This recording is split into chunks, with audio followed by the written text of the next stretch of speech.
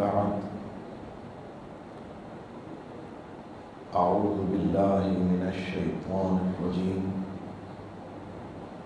بسم الله الرحمن الرحيم اهدنا الصراط المستقيم صراط الذين أنعمت عليهم غير المغضوب عليهم ولا الضالين آمين. صدق الله مولانا العظيم. قال الله تبارك وتعالى على اللسان المرسل عليه الصلاة والسلام: أوليائي تحت قبائي لا يعرفهم غيري، أو كما قال عليه الصلاة والسلام. صدق رسوله النبي الكريم ونحن على ذلك لمن الشاهدين والشاكرين والحمد لله رب العالمين. هو الحبيب الذي ترجى شفاعته لكل هول من الأهوال مقتحم. يا رب بالمصطفى بلغ مقاصدنا واغفر لنا ما مضى يا واسع الكرم. يا رب صل وسلم دائما أبدا على حبيبك خير الخلق كلهم. غوث اعظم بمن بیسر اسامہ مدد قبلہ دی مدد کعبہ ایما مدد انتظار کرم تست من عینی را. اے خدا جویو خدا بینو خدا دا مدد. آمین.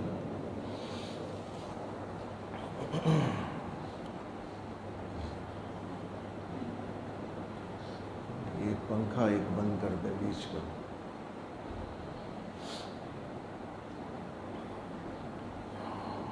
معزز و مکرم سامعین محترم، فقیر نے آپ کے سامنے قرآن مجید فرقان حمید کی ایک بہت ہی معروف 2 آیات مقدسہ تلاوت کرنے کی سعادت و شرف حاصل کیا. قبل اس کے کہ اس کے تحت کچھ لب کشائی کی سعادت حاصل کی جائے، دعا فرمائیں کہ اللہ تبارک و تعالی مجھ حقیر پرتقصیر کو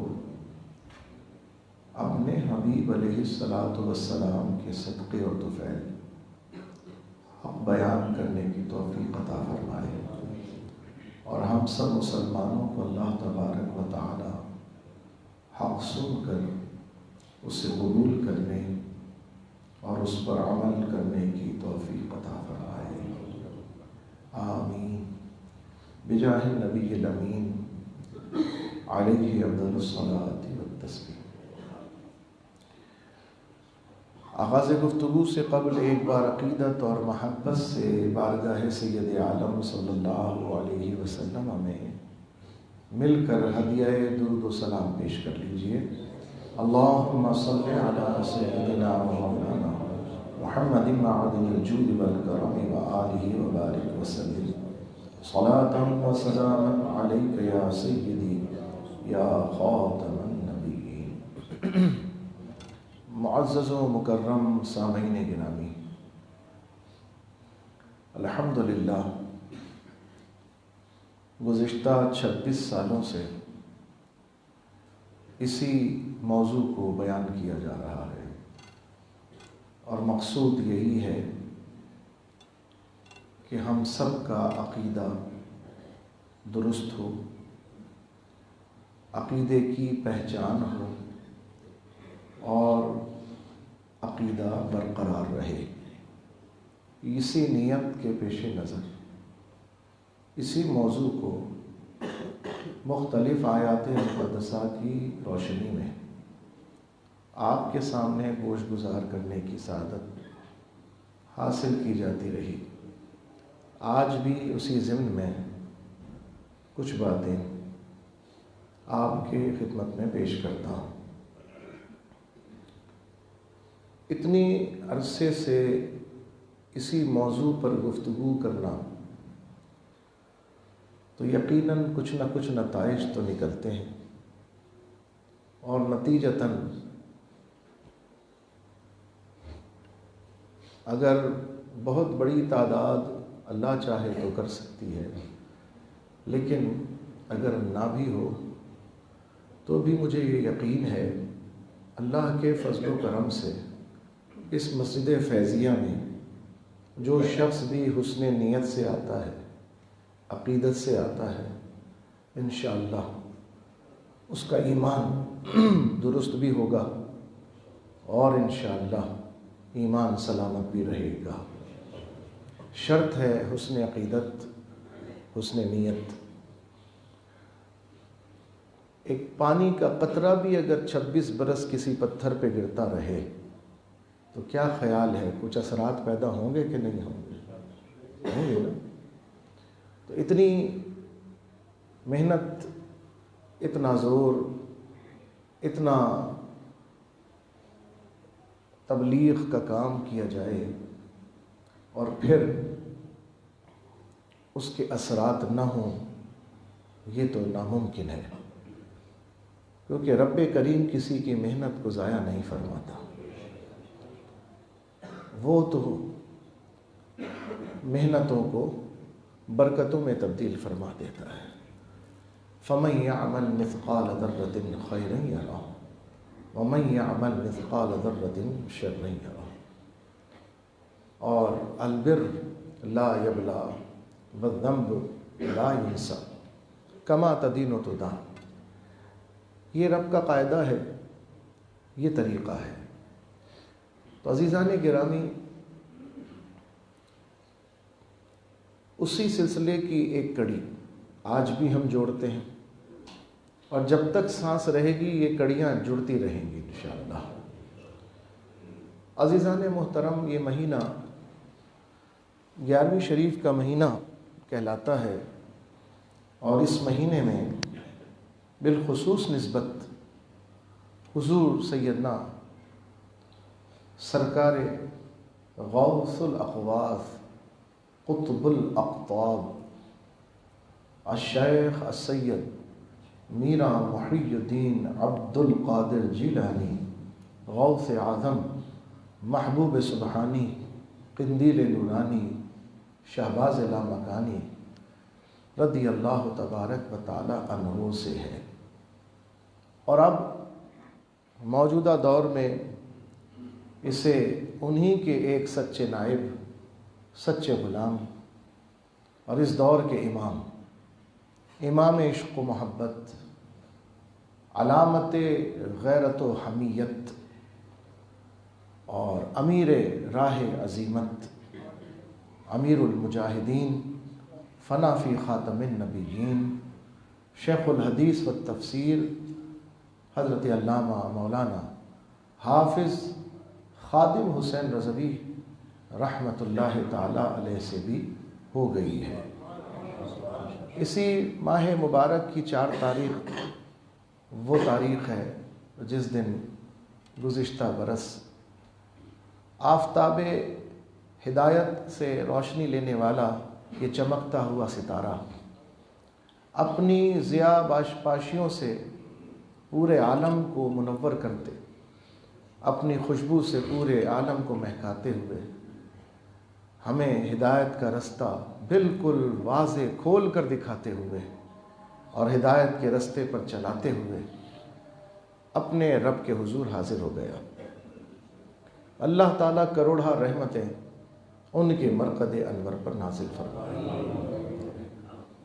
کسی بھی نیک مومن کی فضائل میں اللہ تبارک و تعالیٰ اسے کرامتیں بھی عطا فرماتا ہے، اور مومن سے جب کرامت کا ظہور ہوتا ہے، یعنی اس کی ذات سے، اس کی نسبت سے، اس کے آثار سے، تو یہ اس مومن کی رب کریم کے دربار میں مقبولیت کی علامت بھی ہے اور اظہار بھی ہے۔ حضور سیدی غوث اعظم رضی اللہ تعالی عنہ، آپ اللہ تبارک و تعالی کے ایسے محبوب بندے، ایسے محبوب کہ آپ کی کرامتیں اس قدر کثرت کے ساتھ اولیاء کرام و علماء کرام کا اس بات پر اجماع ہے، یعنی وہ متفق ہیں اس بات پر۔ حضور شیخ محقق شاہ عبدالحق محدث دہلوی رحمۃ اللہ علیہ فرماتے ہیں کہ اس بات پر سب کا اتفاق ہے کہ اس امت میں سب سے زیادہ کرامتیں حضور غوث اعظم کو اللہ نے عطا فرمائی۔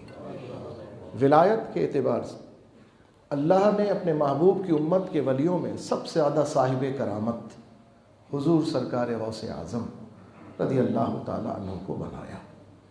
لیکن یہ بات واضح رہے، کرامت ہوتی کیا ہے اور ملتی کیسے ہے؟ کرامت اللہ کا انعام ہے، کرم ہے، اللہ کے اکرام میں سے ایک اکرام ہے، اور یہ اس کو ملتی ہے جو بندہ اللہ تبارک و تعالی کے احکام کو، اس کے محبوب علیہ الصلاۃ والسلام کی اتباع کو اپنا اوڑھنا بچھونا بنا لیتا ہے، یعنی جو تقوی اختیار کرتا ہے، جو ایمان والا ہوتا ہے، متقی ہوتا ہے، جو اللہ سے ڈرنے والا ہوتا ہے، فرائض کو کبھی ترک نہیں کرتا اور فرائض کی ادائیگی کے ساتھ ساتھ نوافل کی بھی کثرت کرتا ہے، تو اللہ تبارک و تعالی اسے اپنا محبوب بنا لیتا ہے۔ یہ بھی حدیث قدسی میں ہے، اللہ تبارک و تعالی نے نبی کریم صلی اللہ تعالی علیہ وسلم کی زبان اقدس سے فرمایا کہ جب کوئی بندہ نوافل کی کثرت سے، یہ نہیں فرمایا فرائض کی ادائیگی سے، فرائض تو فرض ہیں، فرض ڈیوٹی ہے، اور ڈیوٹی کا کوئی احسان نہیں ہوتا، ڈیوٹی کا کوئی جتانے والی معاملات نہیں ہوتے، ڈیوٹی تو ڈیوٹی ہے، سب نے کرنی ہے۔ اگر آپ نے اپنی ڈیوٹی ادا کی ہے تو یہ کوئی احسان نہیں کیا، یہ تو آپ نے کرنا ہی تھا، جو کام کرنا ہو لازم ہو اس کا بتانا یہ عقل مندی نہیں ہے۔ ہاں، ڈیوٹی کے بعد احساناً کوئی وقت دینا، ڈیوٹی کے علاوہ بھی خدمت کرنا، اپنی ڈیوٹی پوری کرنے کے بعد بھی مالکوں کی معاونت کرنا، کام میں وقت دینا، دنیا میں اسے احسان کہا جاتا ہے، اور اگر اس کا بھی معاوضہ مل جائے تو اوور ٹائم کہا جاتا ہے، وہ لازم ہو تو اوور ٹائم ہو جاتی ہے، نہیں ہو تو مالکوں کی نظر میں عزت ہو جاتی ہے۔ تو ایسا کام، اب ہمارا کوئی کام رب پر تو احسان ہے نہیں، ہماری تو ہر سانس اس کی قرضدار ہے، اس کے شکرانے کی محتاج ہے، ہمیں تو ہر سانس پر اس کا شکر ادا کرنا ہے۔ لیکن اس رب کی کرم نوازی دیکھو کہ ہم اسی کے ہیں، ہمارا سب کچھ اسی کا ہے، لیکن اس کے باوجود وہ مالک ہمیں انعام عطا فرما رہا ہے، اور اس کے اسباب اس نے دنیا میں رکھ دیے ہیں۔ فرمایا جب بندہ نوافل کی کثرت سے میرا قرب حاصل کر لیتا ہے، میرے قریب ہو جاتا ہے، تو میں اسے اپنا محبوب بنا لیتا ہوں۔ یعنی فرض کے بعد قرآن کی کثرت سے تلاوت، تہجد نوافل میں سب سے افضل نفل تہجد کی نماز ہے۔ جو تہجد کی عادت بنا لے اور تہجد پڑھنا شروع کر دے، جو قرآن کی تلاوت کو اختیار کر لے اور قرآن کو کثرت سے پڑھے، قرآن کے اوامر و نواہی کو سمجھے اور اس پر عمل کرنے کی کوشش کرے، اس کے علاوہ جو دیگر مستحبات ہیں ان کو اختیار کرنے کی کوشش کرے، تو یہ سب باتیں اللہ کی محبوبیت کے قرب میں لے جاتی ہیں، اللہ کی محبوبیت کا درجہ دلانے میں معاون ہو جاتی ہیں۔ اور جب آدمی ان باتوں سے اللہ کا محبوب بن جاتا ہے تو اللہ تبارک و تعالی، حدیث قدسی ہے، ارشاد فرماتا ہے کہ میں اس کے ہاتھ بن جاتا ہوں جس سے وہ پکڑتا ہے، میں اس کی آنکھ بن جاتا ہوں جس سے وہ دیکھتا ہے، میں اس کے کان بن جاتا ہوں جس سے وہ سنتا ہے، میں اس کی زبان بن جاتا ہوں جس سے وہ بولتا ہے، میں اس کے پاؤں بن جاتا ہوں جس سے وہ چلتا ہے۔ اللہ اکبر۔ علماء نے، محدثین نے جب اس کی شروحات لکھی ہیں تو یوں کہیے کہ خلاصتاً میں آپ کو ایک بات بتا رہا ہوں کہ ان ساری تشبیہات سے مراد کیا ہے۔ اللہ یہ بن جاتا ہے، اللہ وہ بن جاتا ہے، یہ لفظی معنی ہے، لیکن اس کے جو مرادی معنی ہے وہ یہ ہے کہ گویا بندہ پہلے بندگی کی محدود صلاحیت سے آنکھ میں جو بینائی ہے اس سے دیکھتا ہے، یہ بندگی کی محدود صلاحیت ہے، کوئی یہاں تک دیکھتا ہے، کوئی وہاں تک دیکھتا ہے، مگر کوئی کہیں نہ کہیں حد تک دیکھتا ہے، اس سے آگے اس کی حد ختم ہو جاتی ہے۔ رب کریم جب اسے اپنا محبوب بنا لیتا ہے تو اس کی بینائی میں نور بصارت ربانی آ جاتا ہے، رب کی طرف سے آ جاتا ہے۔ اب بندے کی حد تو کہیں نہ کہیں ہوگی، ربانی طاقت سے جو دیکھ رہا ہوگا اس کی حد کا اندازہ لگانا بہت ہی مشکل کام ہے۔ بندہ جو اپنے کان سے سنتا ہے وہ اپنی حد سے سنتا ہے، اپنی محدود صلاحیت سے سنتا ہے، بندگی کی محدود صلاحیت سے، چاہے اسے کتنا ہی بلند سمجھ لیا جائے مگر پھر بھی وہ محدود ہوگی۔ مگر اللہ تبارک و تعالی جب اس کا کان بن جاتا ہے تو اس سے مراد یہ ہے کہ اب وہ جو سنتا ہے تو صرف بندگی کی طاقت سے نہیں بلکہ جس نے بنایا ہے اس کی ربانی طاقت بھی اس کے شامل حال ہو جاتی ہے۔ پھر کان صرف نزدیک کا نہیں سنتے بلکہ دور کا بھی سننے لگ جاتے ہیں۔ اسی لیے میرے امام نے بڑی پیاری بات فرمایا سب سے بڑے محبوب تو محبوب اعظم صلی اللہ تعالی علیہ وسلم ہے۔ محبوب کی سماعت کو اگر سننا ہو، اس کے کمال کو دیکھنا ہو تو سرکار کے نور سماعت کو دیکھو، سرکار کے کانوں کی سماعت کا اندازہ لگاؤ۔ آپ کی تو شان یہ ہے، دور و نزدیک کے سننے والے وہ کان، کانے لعلے کرامت پہ لاکھوں سلام۔ ارے یہ جو کان ہے نا سرکار علیہ السلام کے، ان کی شان یہ ہے کہ یہ دور بھی سنتے ہیں، نزدیک بھی سنتے ہیں، یہ قریب کا بھی سنتے ہیں، دور کا بھی سنتے ہیں، کیونکہ یہ کان ہی نہیں ہے بلکہ یہ لال و موتی و جواہر کی کان ہے۔ سبحان اللہ۔ گویا ان کے اندر ہر سماعت کو سننے کا اللہ تعالیٰ نے اہتمام فرما دیا ہے۔ اللہ اکبر۔ یہ کہاں کہاں کی سنتے ہیں؟ حدیث شریف میں فرمایا گیا والدہ محترمہ مجھے پنگھوڑے کے اندر لٹا دیا کرتی، اور جیسے بچوں کے ہاتھ کپڑے میں باندھ دیے جاتے ہیں ان کو آرام دلانے کے لیے، ان کو یہ احساس دلانے کے لیے کہ وہ گود میں ہیں، تو میرے ہاتھ جو ہیں وہ باندھ دیا کرتی، میرے جسم کو لپیٹ دیا کرتی اور مہد کے اندر لٹا دیا کرتی، پنگھوڑے کے اندر لٹا دیا کرتی۔ تو میں آسمان میں عرش کے نیچے جب چاند اور سورج اپنے رب کی بارگاہ میں تسبیح کیا کرتے، میں دنیا میں رہتے ہوئے، مکے میں رہتے ہوئے، اپنے ماں کے پنگھوڑے میں لیٹے ہوئے اس تسبیح کی آواز کو سنا کرتا تھا۔ سبحان اللہ۔ ایسے کان کہ دور و نزدیک کے سننے والے وہ کان، کان لعل کرامت پہ لاکھوں سلام۔ یہ وہ کان ہیں کہ سینکڑوں میل دور اسکندریہ شہر کے، سینکڑوں میل دور اسکندریہ شہر میں رہنے والا ایک معذور اور مفلوج عالم، ان کا نائب، ان کا خادم، ان کا سچا غلام اپنی آرزو پیش کرتا ہے، کم ابرأت واصبم باللمس راحتہ واطلقت اربم من ربقت اللمم یا اکرم الخلق مالی من الوذ به سواک عند حلول الحادث العممی۔ جب وہ یہ تمنا پیش کرتا ہے کہ یا رسول اللہ آپ ایسے ہیں کہ نہ جانے کتنے بیماروں کو آپ کے لمس نے شفا عطا فرما دی ہے، اور کتنوں کے گردنوں سے طوق غلامی آپ نے اتار کے پھینک دیا ہے۔ اے میرے آقا اس مصیبت کے عالم میں کون ہے جو میری مدد کرے؟ اللہ نے آپ کو سارے خلق میں بہترین و مکرم بنایا ہے، صاحب کرامت بنایا ہے، آقا میری نظر تو آپ کی طرف لگی ہوئی ہے۔ سبحان اللہ۔ وہ یہ گزارش پیش کرتا ہے، اور آقا اپنے نور سماعت سے مدینہ منورہ سے سماعت فرما رہے ہیں، اور پھر گویا اللہ نے ان کو طاقت دی ہے، وہ جب چاہیں جہاں چاہیں جدھر چاہیں تشریف لے آئیں۔ یہ اللہ تبارک و تعالیٰ نے انہیں قوت و طاقت عطا فرمائی، وہ تشریف بھی لاتے ہیں، لمس مبارک سے شفا بھی عطا فرماتے ہیں، اور اپنے سخاوت اور جود و کرم کی بہاریں بھی عطا کرتے ہیں، انعام بھی عطا کرتے ہیں، اور پڑھنے والا اپنے اس مفلوج زدہ بدن کو شفا یاب پاتا ہے۔ سبحان اللہ۔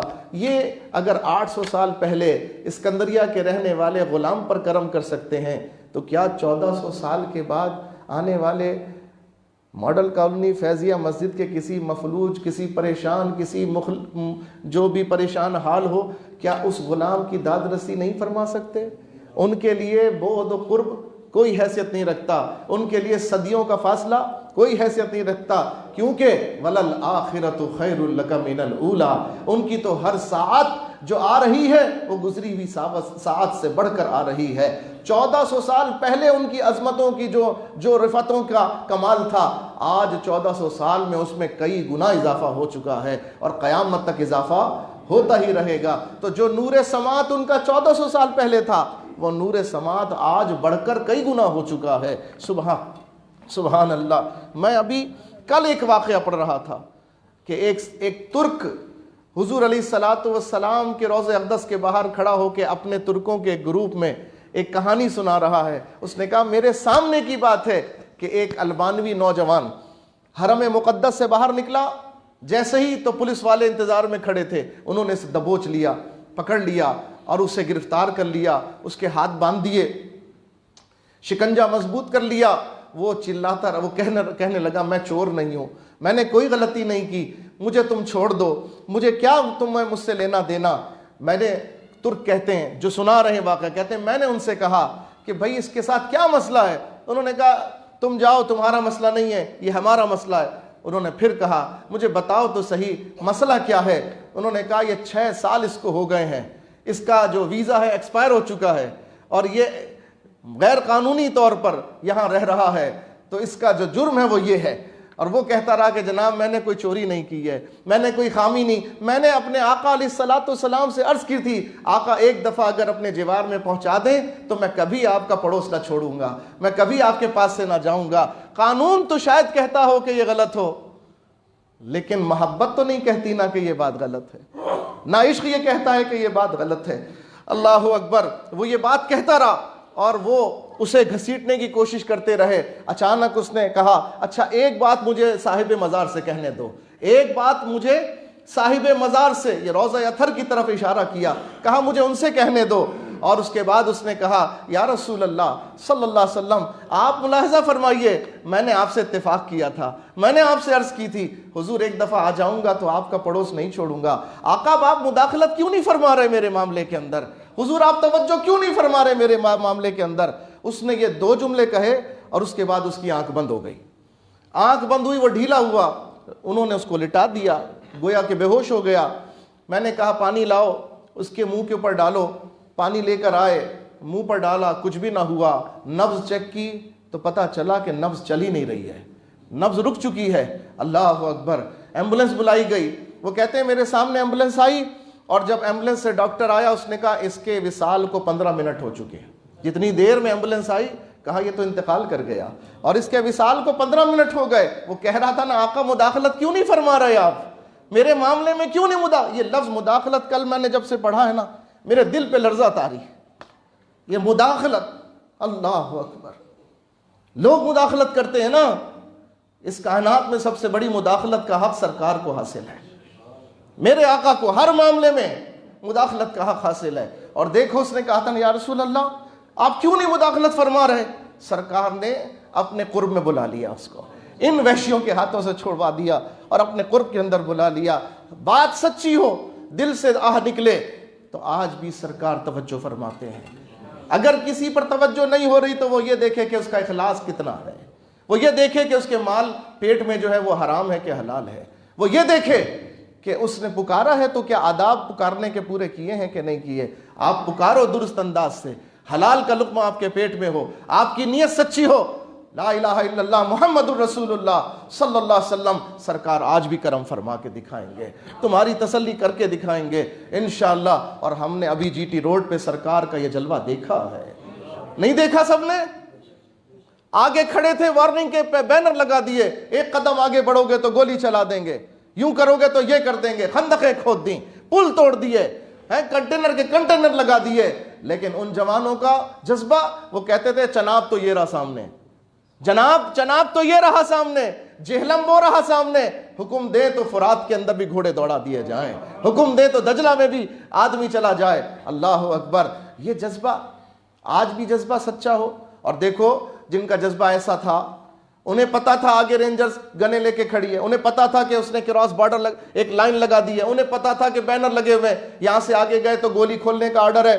انہوں نے کہا کھلی ولی تم اپنا کام کرو۔ میں بڑی پیاری بات کہنے والا ہوں، استاذ گرامی علامہ حافظ عبدالستار سعیدی دامت برکاتہم العالیہ جو علامہ خادم حسین رضوی کے استاد ہیں، آپ نے فرمایا کہ میں نے کہا ان پولیس والوں سے کہ تم لوگ جو ہو، ایک تمہاری سرکار ہے، ایک تمہاری سرکار ہے نا جس کے تم ملازم ہو، جس کے تم یہ کام کرنے والے ہو، حالانکہ تمہارے اندر ہو سکتا ہے شرم آ رہی ہو، تمہارے اندر خیال پیدا ہو رہا ہے یار یہ کر کیا رہے ہیں، یہ تو نعرہ لگا رہے ہیں، صرف یہ تو لبیک کہہ رہے ہیں، یہ تو تاجدار ختم نبوت زندہ باد کہہ رہے ہیں، تو کسی کو مار نہیں رہے۔ وزیر آباد میں غلامان مصطفیٰ کا قافلہ رکا ہوا ہے، بازار میں رکا ہوا، مرید کے میں تو میں خود حاضر تھا، بازار میں تھے، جی ٹی روڈ پہ بازاری بازار ہے، پورے روڈ پر بازاری بازار ہے، مرید کے میں حاضر تھا۔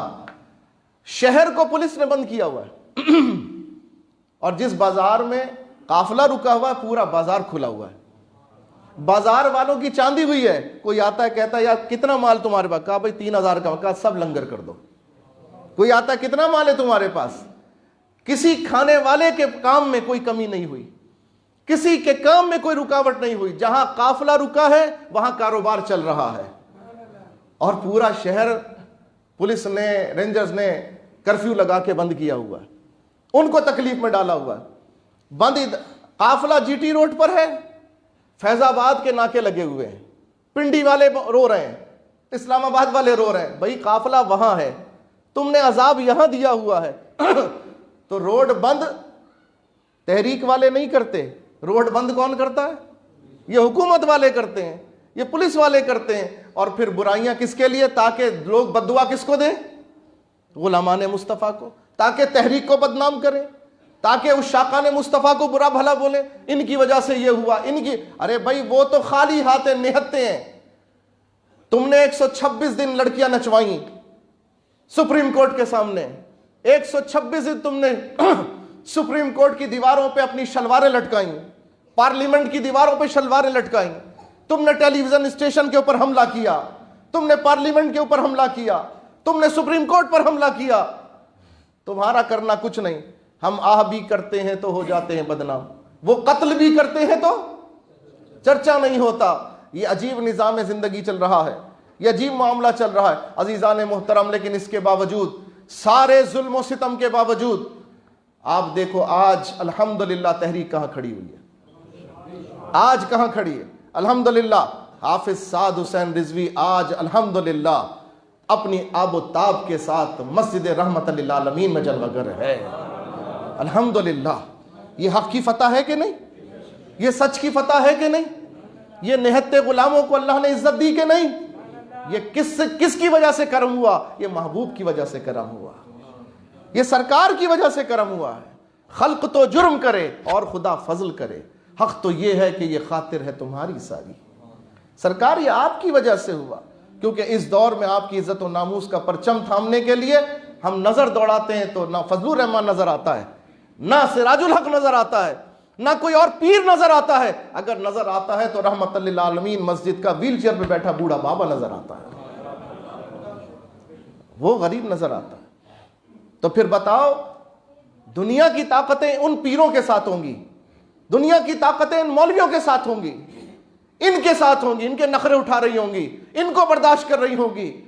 شیطانی طاقت کو لیکن اگر گوارا نہ ہوگا تو کون گوارا نہ ہوگا؟ وہ جو اس دور میں بھی غریبی میں بھی نہتا بھی مگر اپنے آقا کی عزت کی بات کر رہا ہوگا. شیطان کو گوارا نہیں ہوگا اور شیطان اس کو دبانے کی ہر صورت کر رہا ہوگا. لیکن وہ بھول گیا کیا کہ اگر تو شیطان ہے تو ایک قوت رحمان بھی ہے. رحمان بھی تو ہے نا. کیا رحمان اپنے محبوب کے غلاموں کی اس کاوش کو ضائع کر دے گا؟ نہیں ضائع کرے. اور وہی ہوا الحمدللہ. پوری دنیا نے دیکھا, پوری دنیا نے دیکھا 1400 سال کے بعد بھی حضور کے غلاموں کی تاریخ لکھی گئی ہے. آپ یقین جانیے کہ حافظ سعد رضوی کی کہانیاں تو مائیں اپنے بچوں کو لوریوں میں سنائیں گی. حافظ سعد رضوی کی کہانیاں, علامہ خادم حسین رضوی کی ان کے گھرانے کی قربانیوں کی داستانیں, ان کی اہلیہ کے صبر و استقامت کی باتیں, ان کی بچیوں کی صبر و استقامت کی باتیں, ان کے بچوں کی قربانیوں کی داستان, اور پھر جو ان سے وفا کرنے والے جو احباب ہیں, مجلس شورا کے ارکان, ذمہ داران, کارکنان, محبین, کیا کیا نہ انہوں نے عشق کے ایسے آفتاب و مہتاب چمکا دیے, ایسے چراغ جلا دیے کہ انشاءاللہ ایک بہت لمبا عرصہ اسی روشنی کے اندر انسان ہدایت پاتا رہے گا انشاءاللہ. یہ صراط مستقیم ہے, یہ ہے صراط مستقیم. آسان لفظوں میں بتا دوں, جی ٹی روڈ پہ چلنے والے صراط مستقیم پر چل رہے تھے. جی ٹی روڈ پر چلنے والے محبوب کا جھنڈا اٹھا کر اور محبوب کا نعرہ لگا کر جو چل رہے تھے نا, یہی صراط مستقیم پر ہیں. یہ انعام یافتہ بندے, انعام یافتہ ہیں. ہم آج بھی ترستے ہیں. آپ بتائیں دل میں کبھی آپ نے آرزو کی کہ مجھے سرکار کا دیدار نصیب ہو؟ بولیے, کسی نے تمنا کی؟ ہم تو تمنا کرنے سے پہلے بھی 10 دفعہ سوچتے ہیں کیا تمنا کرنے کے اہل ہیں؟ ہمارے منہ ہے, ہمارا عمل ہے کوئی عمل ایسا کہ سرکار کو دکھائیں؟ حضور ہم آپ کے غلام, کیا ہے کچھ ہم نے ایسا؟ ہے کوئی زخم کھایا ہے سرکار کی محبت میں؟ کوئی تکلیف اٹھائی ہے سرکار کی محبت میں؟ دنیا کے معاملات میں تو 10 دفعہ ہاتھ بھی ٹوٹا ہوگا, پیر بھی ٹوٹا ہوگا, جس ایکسیڈنٹ بھی ہوا ہوگا, چوٹ بھی لگی ہوگی, خون بھی بہا ہوگا, آپریشن بھی کرایا ہوگا. دنیا کے معاملات میں سرکار کی محبت میں کبھی اٹھایا ایسا؟ سرکار کی محبت میں دنیا کی تکلیف جب آتی ہے نا تو تکلیف ہوتی ہے. دنیا کی محبت میں, دنیا کے معاملات میں, جائز معاملات میں بھی اگر تکلیف آئے تو تکلیف کا احساس ہوتا ہے. لیکن یار جو سرکار کی محبت میں زخم لگے نا, حیران ہے کہ ان کو تو زخم لگنے کی بھی پرواہ نہیں ہوتی. یہ آج 26 نومبر ہے, کل کیا تاریخ تھی؟ ہم بھول گئے شاید وہ تاریخ. آج سے 4 سال پہلے 2017 25 نومبر فیض آباد پر حضور کے غلاموں پر حملہ کیا گیا, جو حضور کی ختم نبوت کے قانون میں ڈاکہ ڈالنے پر اس قانون کو دوبارہ واپس بدلنے کا مطالبہ کر رہے تھے. یہی کر رہے تھے نا. 25 نومبر کی صبح 7:15 پر ان کے اوپر 12,000 شیل فائر کیے گئے. کتنے بھئی؟ یہ شیل ہم نے جمع کیے تھے, دکھائے تھے میڈیا کو پورے. 12,000 شیل فائر کیے گئے. لیکن قائد اپنی کرسی کو 1 انچ بھی نہ پیچھے لے گیا نہ آگے لے گیا, وہ اسی جگہ بیٹھا رہا اور یہی کہتا رہا, او بچوں تم بھی ہمارے بچے ہو, تم نے بھی کلمہ اسی نبی کا پڑھا ہے جس نبی کا کلمہ ہم نے پڑھا ہے. جب تک سمجھانے کی حد تھی سمجھاتے رہے, اور جب کرامت دکھانے کا وقت آیا تو کرامت بھی دکھا دی. یہ ہے کرامت. جب استقامت سے ڈٹ جاؤ گے پھر رب کریم کرامت عطا فرمائے گا. وہ کرامت کیا ہے؟ اگر میں اس کا ایک نظارہ آپ کو, ابھی میرے پاس ویڈیو موجود ہے, ایک نظارہ دکھاؤں, واللہ 4 سے 5 لڑکے ہاتھ میں پتھر اور ڈنڈا اور بلا مبالغہ 200-300 پولیس والے ڈر کے مارے بھاگ رہے ہیں. یہ کرامت نہیں ہے؟ یہ سمجھ میں آنے والی بات ہے؟ بتائیں آپ, 4 سے 5 لڑکے جن کے ہاتھ میں پتھر اور ڈنڈا.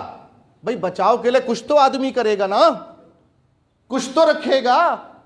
پتھر اور ڈنڈا پتھراؤ اور یہ جو ڈنڈے سے پٹائی ہوتی ہے اس کی دفعات دہشت گردی کی نہیں ہوتی. دہشت گردی کی دفعات اس میں لگتی ہیں جس میں آٹومیٹک اسلحہ شامل ہوتا ہے, جس میں اسلحہ اور بارود شامل ہوتا ہے. ان کے ہاتھ میں پتھر آیا, اٹھایا, انہوں نے مار دیا. ان کے باپ کو گولی لگی تو بچہ پتھر اٹھا کے نہیں مارے گا؟ مارے گا نا. ان کے بھائی کو تم نے گولی ماری تو کیا جواب میں وہ پھول مارے گا؟ نہیں. لیکن گولی پھر بھی نہیں چلی, پتھر ہاتھ میں, اور 200-250 پولیس والے کٹ شٹ میں پورے کور اپنے آپ کو کیے ہوئے, سیفٹی لباس کے اندر ہونے کے باوجود, اسلحہ ہاتھ میں ہونے کے باوجود چلانے کی جرت نہیں ہے, ڈر کے مارے بھاگ رہے ہیں, سرپٹ دوڑ رہے ہیں. یہ کیا چیز ہے؟ یہ کرامت ہے نا. ان 5 نہتے غلامان مصطفیٰ کا وہ رعب کہ اسلحہ ہوتے ہوئے بھی لوگ بھاگ گئے. مجھے وہ سرکار علیہ الصلوۃ والسلام کا وہ جہاد یاد آ گیا, مجھے وہ غزوہ یاد آ گیا کہ سرکار کے صحابہ نماز کی تیاری کے لیے مسواک کر رہے ہیں, وضو کے مسواک کر رہے ہیں, اور جو ان کے سراغ رساں دوسروں کے آ کے چھپ کے دیکھ رہے ہیں وہ دوڑتے ہوئے گئے. انہوں نے کہا جناب یہ انسان نہیں ہے, ہمارا مقابلہ انسانوں سے ہو سکتا ہے, یہ انسان نہیں ہے. بھائی کیا ہوا؟ کہا یہ تلوار بھی رکھتے ہیں ساتھ میں, دانت بھی تیز کر رہے ہیں, یہ صرف ماریں گے ہی نہیں کھائیں گے بھی ہم کو, یہ کچا چبا جائیں گے. صبح اٹھ کے دیکھا تو میدان جہاد صاف تھا, صرف سرکار کے غلام تھے, کافر سارے بھاگ چکے تھے. بالکل یہی کرامتیں ہم نے دیکھی ہیں. اس کو کہتے ہیں کرامت. اس کو نہیں کہ گھر میں بیٹھیں حضور کی عزت پر بات آ رہی ہو اور گھر میں بیٹھ کے وظیفہ پڑھ کے چھو چھو کر رہے ہیں, لوگوں کو بیوقوف بنا رہے ہیں. نہیں, یاد رکھنا جس لمحے جس بات کی ضرورت ہے اگر وہ کام پورا نہ کرو گے تو باقی سارے کام تمہارے ممکن ہے کہ رائے گاں ہو جائیں, ممکن ہے کہ قبولیت کی سند حاصل نہ کر سکے. دیکھو اس کی مثال بتا دیتا ہوں. حضور علیہ السلام نے فرمایا عید قربان کے 3 دن جو ہوتے ہیں نا, اس دن جس شخص کو قربانی کرنے کی حیثیت ہو, اگر وہ ان 3 دنوں میں قربانی کے بجائے کوئی اور نیک کام کرنا چاہے, صدقہ کرنا چاہے, خیرات کرنا چاہے, کسی غریب کی بچی کی شادی کرنا چاہے, کسی اور کو پیسے دینا چاہے, کسی اور معاملے میں وہ پیسہ دے دے, یاد رکھنا اسے وہ ثواب نہیں ملے گا جو قربانی کرنے کا ثواب. حضور نے فرمایا 3 دن جو قربانی کے ایام النہر ہے, ان ایام النہر میں اللہ کو قربانی سے زیادہ کوئی کام پسند نہیں ہے. نیکیاں سب نیکیاں ہیں, لیکن کسی لمحے کوئی نیکی پسند ہوتی ہے, اس وقت وہی کرنا لازم ہے. جو شخص صاحب حیثیت ہو اور وہ حج کرنے نہ جائے, جو شخص صاحب حیثیت ہو اور حج کرنے قصدن نہ جائے, سرکار علیہ السلام نے فرمایا اب چاہے وہ یہودی ہو کے مرے چاہے نصرانی ہو کے مرے. صرف حج ہی تو نہیں کیا تھا, نماز بھی پڑھی, روزہ بھی رکھا, ساری عبادتیں کی, سارے معاملات کیے, لیکن رب نے محبوب نے کیا فرمایا؟ جو شخص صاحب حیثیت ہو اور قصدن حج کو ترک کر دے, صرف حج, سرکار علیہ السلام نے فرمایا اب چاہے وہ یہودی ہو کے مرے چاہے نصرانی ہو کے مرے.